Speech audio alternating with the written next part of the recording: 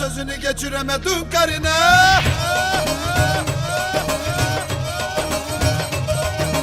Güleyi rumalına katıla katıla bir sözünü geçiremedin karına.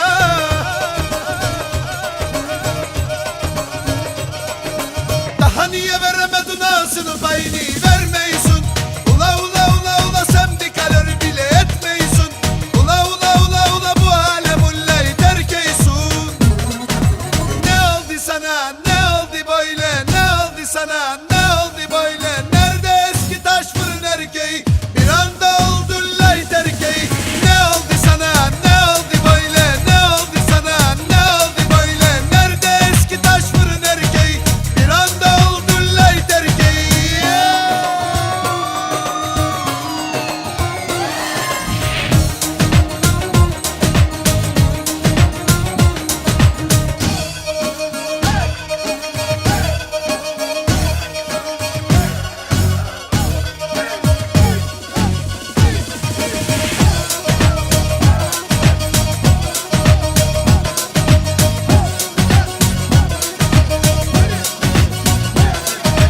Güleyi rumalına katıla katıla bir sözünü geçiremedin karına.